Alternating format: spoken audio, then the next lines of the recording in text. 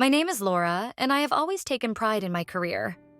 I work at a large company where I have achieved success over the past few years. However, in recent months, I've been feeling more and more that my marriage with Adam is falling apart. We've been married for 5 years, and the first few years were filled with love and passion. But over the past 6 months, something changed in our relationship. One of the reasons was the lack of intimacy. We almost stopped spending time together, and it started to worry me. I even began to suspect that Adam might be seeing someone else, but every time I tried to find out more, my suspicions remained unconfirmed. He was as caring as ever, but there was an invisible wall between us. And then Brad came into our lives. Brad is Adam's nephew. One evening over dinner, Adam asked me to help Brad get a job at my company.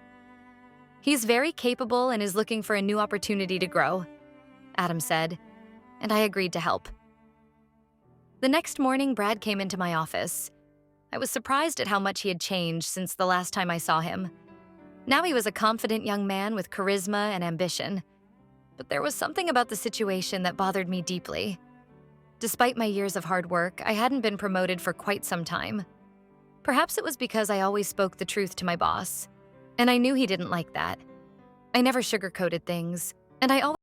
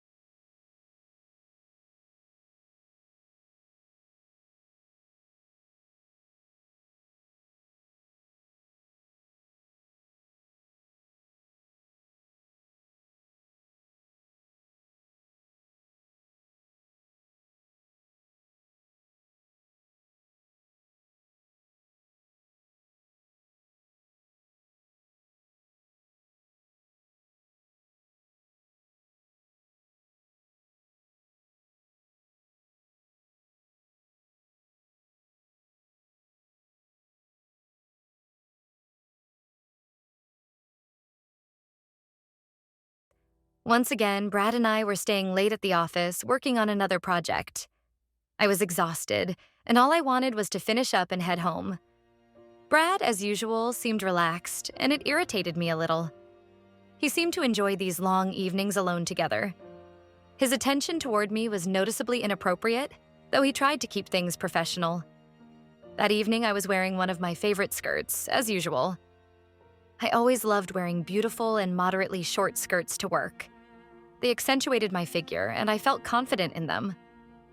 But ever since Brad started working with me, I had begun to notice that his eyes lingered on me longer than necessary.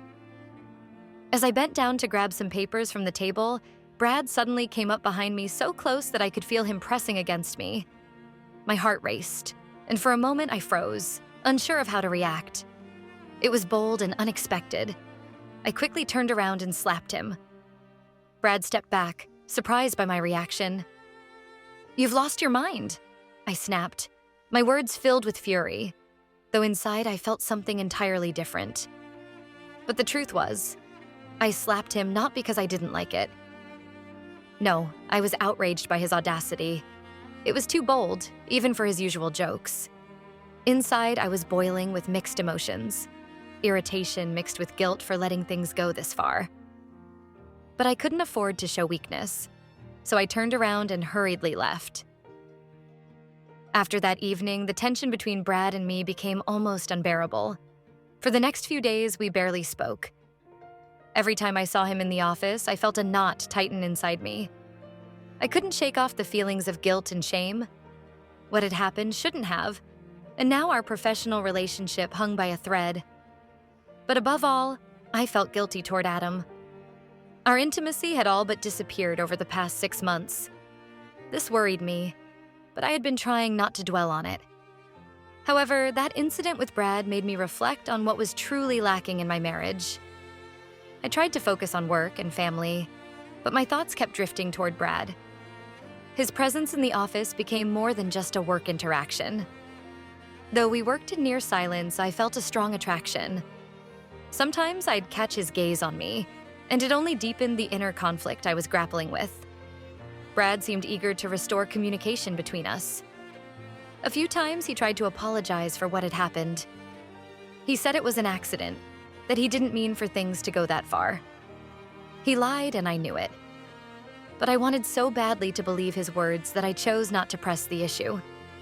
I tried to convince myself that I could keep the situation under control, but deep down, I knew things had gone too far. That evening, Brad suggested something different. "Let's grab some drinks to make the evening less tense," he said. "It'll make the work easier." I hesitated, but deep down, I wanted it too. The tension between us had been building over the past few days, and I hoped this would ease the awkwardness. We ordered drinks, and soon the atmosphere in the office became much more relaxed. We worked, sipping our drinks, and with each passing minute, I found myself letting go of my doubts and anxieties. Brad cracked jokes, and I laughed. It was a rare moment where I felt free, momentarily forgetting about the troubles in my marriage. Brad tried to make amends, apologizing for what had happened before. He was trying to rebuild our connection, and cautiously, I decided to give him a chance. At one point, Brad suddenly leaned in and kissed me. It was a long, passionate kiss, and I gave into it, despite all my inner doubts. His lips were persistent, and his touch was gentle yet confident. I felt myself melting into the moment. But when his hands started squeezing my hips, I suddenly pulled away. My breathing became heavy, and my heart was pounding like it wanted to burst out of my chest. I turned away, feeling a wave of fear and guilt wash over me. I knew I had crossed a line that shouldn't have been crossed, but I couldn't go any further. "I'm sorry," I whispered, standing up. I couldn't stay in the room any longer, couldn't be alone with him. I knew that if I didn't stop now, the consequences would be unavoidable. A few days after our last encounter, Brad unexpectedly invited me to his home. He said there was an urgent matter related to work documentation that needed to be discussed. I hesitated but eventually agreed, feeling that there was still unfinished business between us. Upon arriving, I felt a slight nervousness but tried to focus on the professional matter at hand. We quickly finished discussing the documents, and just as I was about to leave, Brad suggested I stay for dinner. He convinced me, saying we had already worked together so much, and the evening was still young. I agreed, though something inside me warned of danger. Brad set up a romantic dinner, and with each sip of wine, the atmosphere became more relaxed and intimate. We talked about life, laughed, and discussed work. Everything felt so easy, and for a while I allowed myself to forget about my commitments to Adam. By the end of dinner, the atmosphere had become even more intimate. Brad leaned in to kiss me again, and this time I didn't pull away. I could feel the tension and desire that had been building inside me. Our lips met, and all my internal barriers crumbled. The kiss was full of passion and longing, and his touch was both gentle and confident. When we found ourselves in his bedroom, there was no longer any doubt between us. Brad gently touched my hand, and I felt goosebumps rise across my skin. His touches were filled with tenderness and desire. Every movement of his hands across my shoulders and back carried a deep meaning, and I felt the connection between us growing stronger. I pressed myself closer to him, feeling his warmth, and in that moment, everything else disappeared. His breath on my neck sent shivers down my spine, and his hands slowly moved over my body, as if trying to memorize every moment. We moved together in sync, and every touch felt deeply personal, as if we had finally uncovered something long hidden. As the night came to an end, I realized I had crossed a line, but at that moment, nothing else mattered except what was happening between us. Everything felt like a blur. When I returned home, I tried to act as if nothing had happened. Adam didn't suspect a thing, knowing I had been with his nephew. In his eyes, there was no reason for concern.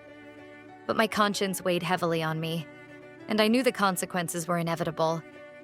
With each passing day, I felt more acutely that my marriage with Adam was nearing its end. Our conversations had become formal, and our evenings together were spent in silence. He hadn't shown any interest in my thoughts or feelings for a long time, and though I tried to act like nothing had changed, a growing emptiness was spreading inside me. After what had happened with Brad, it became even harder to keep everything bottled up. One evening, when Adam came home from work, I realized that things couldn't go on like this. He noticed my unease and started the conversation himself. His voice was calm, but there was concern in his eyes. "Laura," he said, looking at me, "I can't help but notice that you've changed. It's like you're not really here. Did something happen?" Those words hit me hard, and I knew the moment had come. I could no longer hide my feelings. "Adam, I don't know how to explain it, but it feels like we're no longer together," I began, searching for the right words. "I feel so lonely. We've lost our closeness, and it feels like you're drifting away too." He looked stunned, as if hearing this for the first time. "Lonely?" His voice was filled with surprise. "I never wanted you to feel that way. I've been so focused on work and our life that maybe I missed something important. Maybe we just need to refresh our relationship? Go somewhere together like we used to." He spoke with hope in his eyes, but inside I was filled with doubt. I wasn't sure anymore if gestures like that could change anything. Our problems went deeper than just the lack of trips together. Something inside me had already shifted, and I didn't know if it was possible to go back. "I'm not sure that will help," I replied quietly, lowering my gaze. "It feels like it's more than just that." We both fell silent. The atmosphere in the room was tense, and I felt something important hanging in the air, but we were both too afraid to say it out loud. After my conversation with Adam, I felt completely drained. Our problems were deeper than I had imagined, and the possibility that our marriage might fall apart became more real with each passing day. I couldn't continue living in this state of uncertainty and internal struggle. I needed to sort out my feelings and decide what I truly wanted. I decided to take time off from work and informed both Brad and my boss about it. When I told Brad I was leaving for a few days, he seemed concerned. I understood his worry, but I needed time and space. Later, I texted him, "Don't worry, I'll explain everything when I get back." I went to stay with my best friend, Sarah. We hadn't seen each other in a long time, and I felt that a change of scenery would help me gain some perspective. Sarah had always been someone I could confide in, and I hoped I could open up to her about everything I had been going through. During those few days in her company, I began to realize that my attraction to Brad was too strong to ignore. Everything that had happened between us over the past few months wasn't an accident.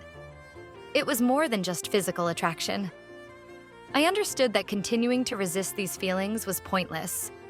Every thought of him only intensified my desire to be with him, and I knew that sooner or later, I would have to face this head-on. When I returned home, I felt that I had made a firm decision. I could no longer live in lies or pretend that everything was fine. I needed to confront my relationship with Brad and figure out what was next. I didn't know what the future held, but one thing was clear. I could no longer resist what I felt. Now, I had to decide how to handle things with Adam, knowing that my life would never be the same again. After days of reflection, I finally made a decision. I could no longer live in constant lies. I couldn't ignore what I felt any longer. My feelings for Brad had become too strong to keep suppressing them. That evening, without thinking of the consequences, I decided to go to him. I didn't warn him. I simply put on a light coat and went to his house. When Brad opened the door, I didn't say a word. Looking into his eyes, I felt all the emotions I had been holding back explode inside me. Without hesitation, I threw myself into his arms, kissing him. It all felt so natural. His lips, his touch. We kissed like there was no more time or space for thinking, moving towards his bedroom. I slipped off my coat, and I saw the fire of desire ignite in his eyes. I was wearing nothing but beautiful, semi-transparent lingerie, and in that moment, there were no more barriers between us. Our bodies came together in a wild, passionate connection, full of the emotions we had been trying to suppress for so long. Every moment was charged with the months of tension that had built up between us. It was more than just physical intimacy. It was the release of all the internal conflicts and doubts. Late that night, I returned home, thinking Adam was still at work.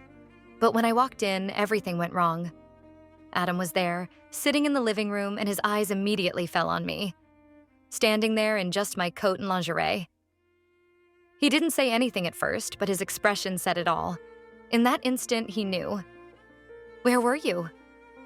His voice was quiet, but there was deep anger behind it. I tried to think of an excuse, but in that moment, all the words disappeared. A fight erupted between us. Adam couldn't hide his fury as he realized I had been with another man. "Did you cheat on me, Laura?" His question felt like a verdict. I couldn't bring myself to tell him it was Brad. I knew it would destroy their family. So I stayed silent. But that silence said more than any words ever could. In the end, we both realized that our marriage no longer made sense. We made the decision to separate. But before I could leave, Adam turned to me sharply and said, "Since you're confessing, I might as well tell you. I cheated on you too, a few months ago." His words were intended to hurt me. But to his surprise, I didn't feel any pain or disappointment. I looked at him calmly and said, "I knew. I suspected it back then, but I didn't have proof. Strangely, I don't feel hurt now. Maybe it's because I stopped feeling anything for you a long time ago. Unlike you, I have nothing left to lose." Adam stood in silence, realizing his attempt to wound me had failed. I felt that this moment was the final break between us. Now that everything had been said, I could leave, knowing I had made the right choice. After all the confessions and the breakup with Adam, I was left alone. The house, which used to be filled with familiar sounds and presence, now felt empty and cold. Every corner reminded me of the past, of what was broken and could never return. My heart was heavy, but I knew this was an inevitable end. My marriage with Adam had been doomed long before today. I sat in the silence, reflecting on how much everything had changed. My decision hadn't just destroyed my marriage, but my entire life as I knew it. Now, I had to start over, with a blank slate. And though there was an emptiness inside me, I felt that this was for the best. I hadn't been happy with Adam for a long time, and maybe this was the only way to find some inner peace. But the question of forgiveness remained unresolved. Could I forgive myself for everything I had done? I wasn't sure. My betrayal, the lies, all the hidden feelings, these haunted me, and I knew it would take time to come to terms with it. Sometimes it felt like I would never be able to let go of the guilt. My contact with Brad continued, but there was no certainty there either. We still saw each other, and sometimes I felt like our relationship could become something serious. But deep down, I knew I wasn't sure. Our encounters felt more like an escape from reality than a real relationship. Maybe it was just an illusion that would soon fade, or maybe it was something more. Only time would tell. I knew that now I needed to focus on myself, on rebuilding my life. I couldn't build my future solely on my feelings for Brad. My life had changed, and I had to figure out what lay ahead for me.